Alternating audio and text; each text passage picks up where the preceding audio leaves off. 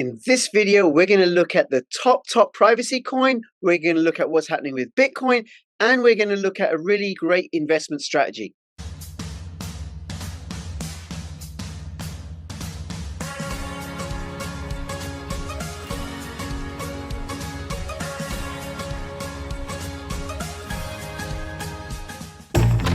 Using Wi-Fi without NordVPN could mean sharing your private stuff with more people than you think. NordVPN. Online security starts with a click. Tokenmetrics is a cryptocurrency investment platform that helps users leverage machine learning to become better crypto investors. Our in-depth analysis helps eliminate the emotions of investing, find profitable investment opportunities, and filters out scams. Hi everybody, this is Crypto Rich, working with you to get rich with crypto, filling our pockets with crypto profits. I am with Crypto Dev. She is a professional trader, and she's a mother and I don't know what else and everything, right? A wife, baker. That's right. Yeah. Okay. So we recorded a couple of weeks ago, and then last week we didn't record because I messed up.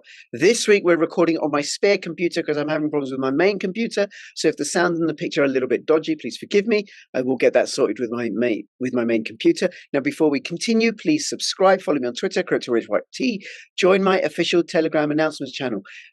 And if you're watching this on YouTube, come over to bit.ly/CryptoRichOdyssey and also bit.ly/CryptoRich3Speak. Both of them are censorship resistant platforms. And I do post more material on Odyssey than I do anywhere else, including stuff that's far too contentious for YouTube. All right. Hey, Deb, how you doing? I'm great. How are you, Crypto Rich? I am very, very well. Thank you so much for making yourself available. We're going to start with having a look at, I think, Bitcoin, and then the ultimate most privacy coin of all, and dollar cost averaging and investment strategies, because you said you did that in our first video. Okay, so do you want to start sharing your screen? Yeah. So last time we said we'd have a look at Bitcoin, and we said there was going to be a big Fed announcement, and it might move some bit, and it's moved up and down, and we said it might go sideways in a channel, and it's pretty much going sideways in the channel. It's nice to know that the technical analysis works. That I don't think Bitcoin's going to be going much of anywhere until something bigger in the macro space of the world happens. So I'm just expecting it still to range. We've got the low over this very low over here, what level is that? That's 17,622. Mm-hmm. And then we've got a high of a range up here, but this current high that it's kind of tested a few times is at 2181988 roughly.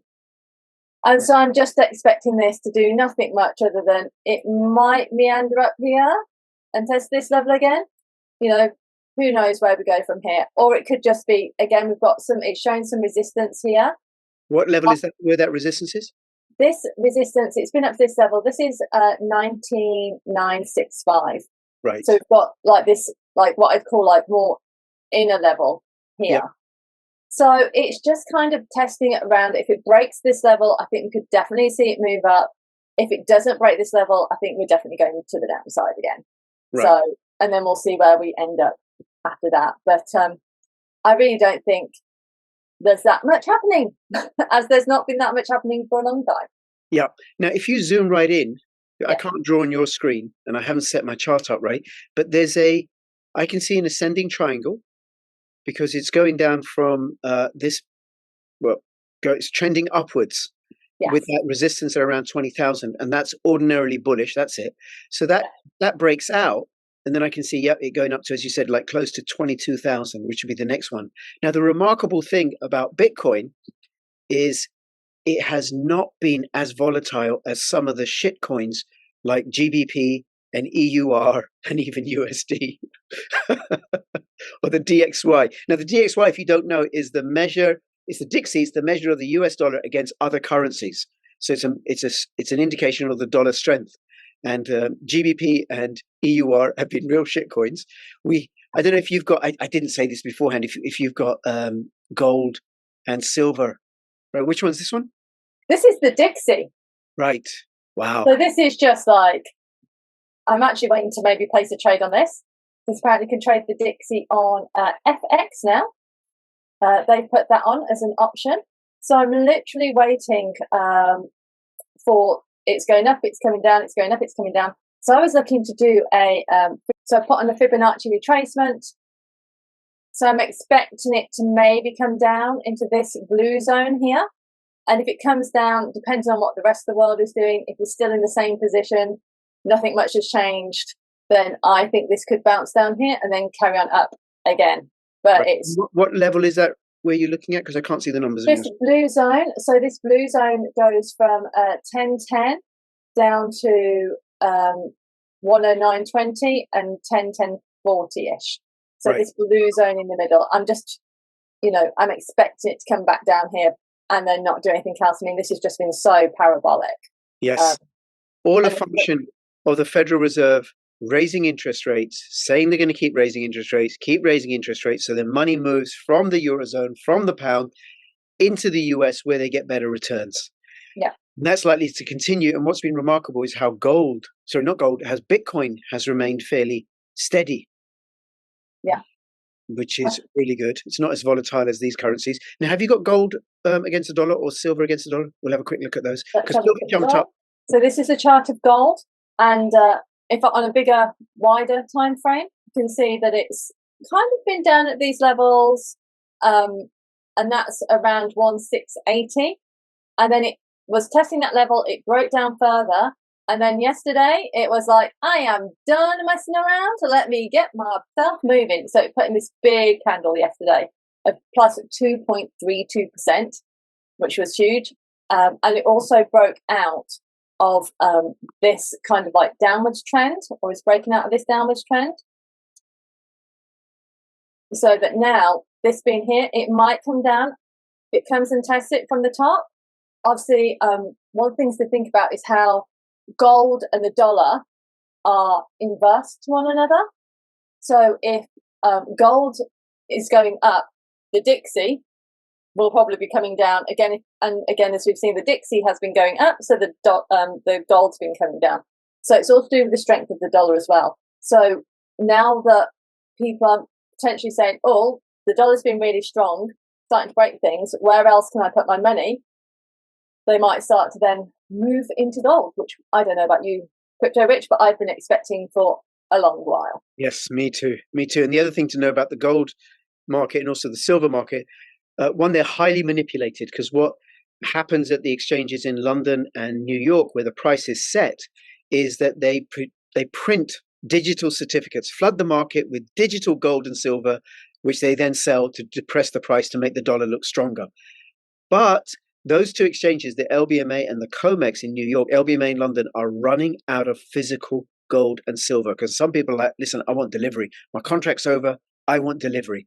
And at some point, what could happen is that there won't be any gold or silver to be delivered, and that will end the price suppression scheme. And then that it's not good news for fiat currency, but if you've got gold or silver, it's very good news, as long as you've got physical in your possession. Okay, let's have a quick look at silver. One thing to know about gold and silver is how it potentially performs in times of crises. So if you go back to the big tech bubble blow up in the noughties, you can see it was going down, and then 1 month, September, funnily enough, might be a month behind at the moment, but there's been a war on, we'll forgive ourselves. But there was this big change in price. It kind of retested this level, and then it just took off. These are monthly candles. And if you caught this during the 2000s, I mean, this was a significant, change. So I think, and we're going to talk about investment strategies in a short while. But if you just dollar cost averaged into gold, like we're already up to 155%. You know, and you might say, well, the S&P did better, but it's gold. It's like they work, the markets tend to work in reverse. So gold always does well during crunch periods, of which we're in one. Yep. And the stock market, paradoxically, is likely to do very, very well as governments print more fiat. Everything costs more in terms of fiat, so the stock market will go up. But stock market is just full of derivatives. Gold is the ultimate money. Exactly. Everything is measured against gold. Silver, Bitcoin, everything. So let's have a look at silver then. Quick look at silver. Silver, let me just go to the current time frame. So again, silver had been doing this very sideways movement. We're now back onto a yearly chart. It's been coming in this big downward trend for some while, having shot up with the pandemic. It's been trending down, and then yesterday it was like, enough already, I am done. And again, this is another one very similar to gold in the sense that it had these 3 bounces, and this shot up, broke out yesterday. I mean, this put in, not yesterday, the day before, yesterday it did a massive 8.81%. Right. Which is just... What's the price that it's at now on the chart? Price that it's at now is 20.74. What I'll be looking for is ideally you do that. So ideally we would like to see it break above here. Again, this might now come down, given this is a nice little reversal candle. Might come down, see if it tests for them top, and then hopefully we are up and out of here. Yeah.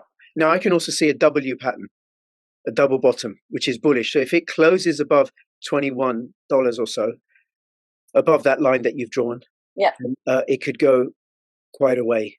It could go a very long way. And I think when it breaks out, you just have to watch for like what I'd call stop points. So it might get up to here, given that's another high before it fell down. So it might bounce along here. And if it carries on out of that, then I don't see why we couldn't be up to like $26 at least. And I like the Mike Maloney phraseology of gold and silver, which is unobtainium and unaffordium. That's right. It will be unobtainium. And again, it's very, very suppressed with silver certificates, but the premiums are really high because I notice I'm getting reports from the US that it's very, very difficult to get physical silver. And so they mark up the price. And the charts don't allow for the premiums. What you actually get is a spot price, but a dealer will add premium. Yeah. Premiums are going up and up because availability is going down. Okay, very good, very good. Now, my turn. I am going to show you Pirate Chain. All right, this is the weekly chart for Pirate Chain, and it doesn't look very exciting at all.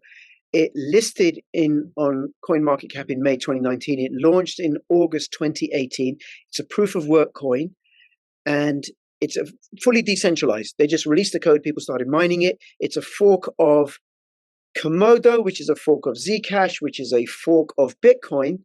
And unlike Zcash, every single transaction on Pirate Chain is protected by ZK Snarks. So it's fully private. You cannot... Sorry, it's protected by what?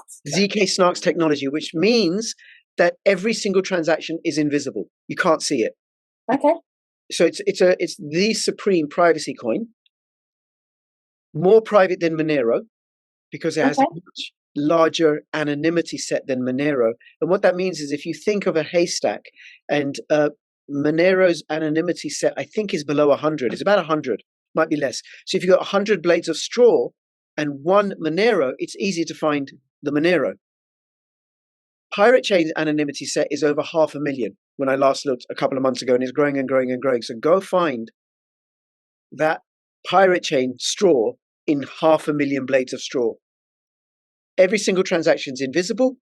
You don't know what's going into each wallet and when and how much and where each transaction went. It is the ultimate privacy coin. It's also resistant to 51% attacks because all the transactions are hashed onto the Komodo blockchain every 10 minutes, and then they're hashed onto the Litecoin blockchain every 10 minutes. And what that means that if you want to somehow take over the blockchain and print pirate coins for yourself, Pirate Chain coins for yourself, you would need 51% of the computing power of Litecoin and 51% of the computing power of Komodo and 51% of the computing power of Pirate Chain.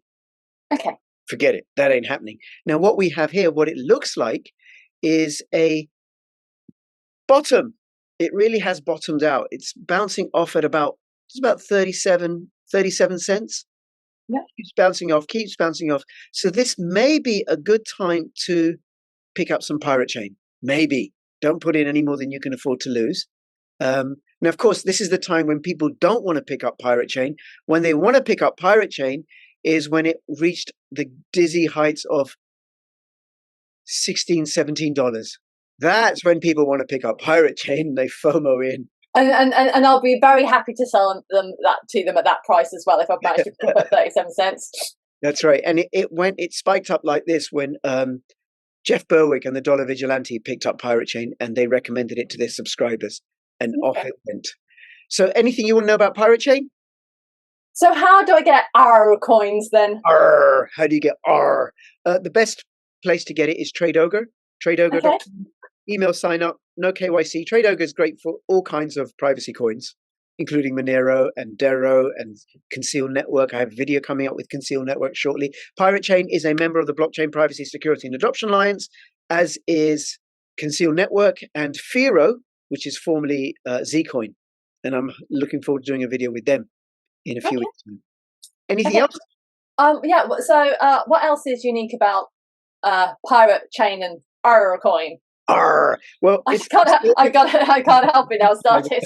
ARRR. That's the ticker symbol. It is the ultimate privacy crypto, more private than Monero.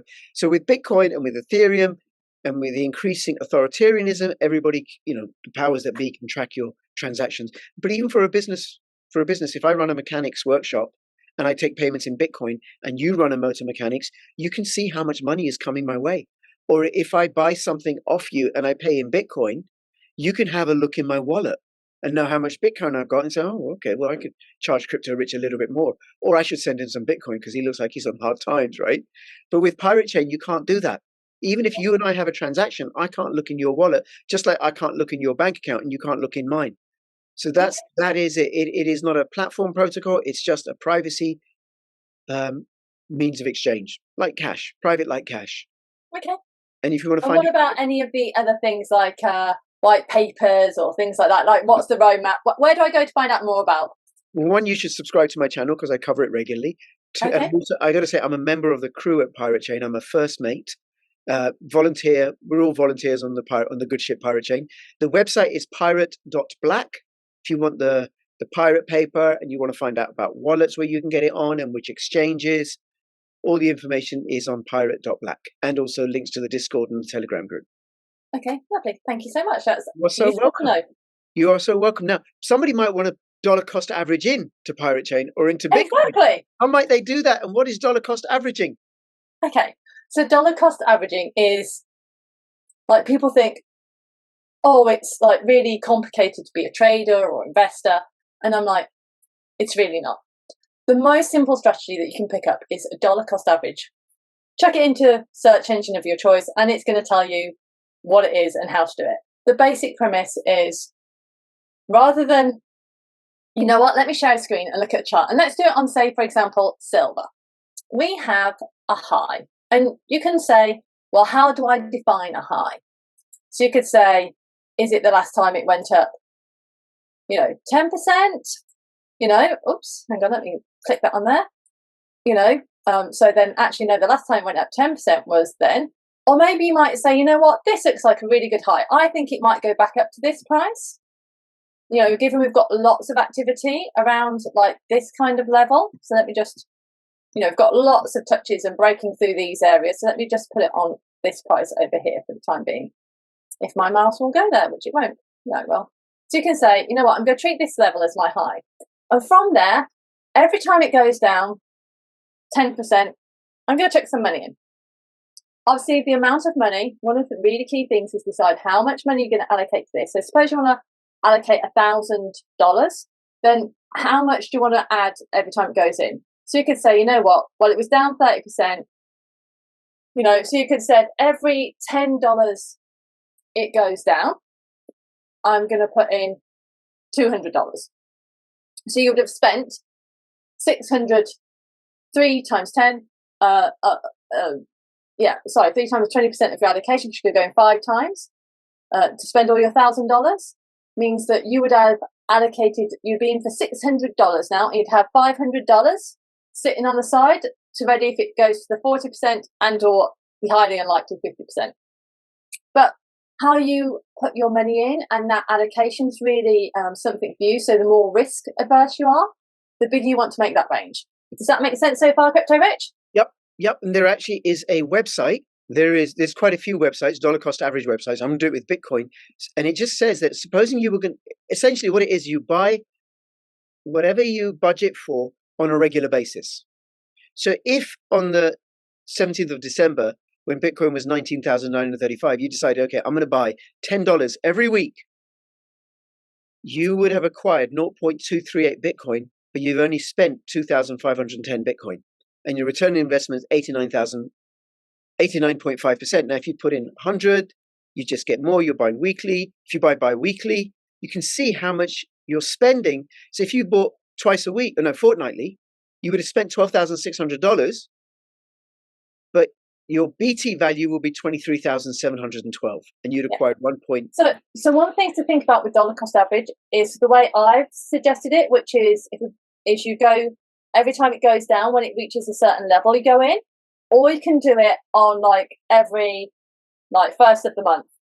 Right. If you do it the way I'm suggesting it, and if we just take Bitcoin for example, so suppose we say we'll take this high. Hold on a second. Again, this is 60% down. So you've spent, if you allocate $1,000, you're going in every 20% it goes down. You're going in with $200. It's a much more smarter way, as it were, to put your money in when the price goes down. Because obviously, if the price carries on down now, great, you can still afford to get in.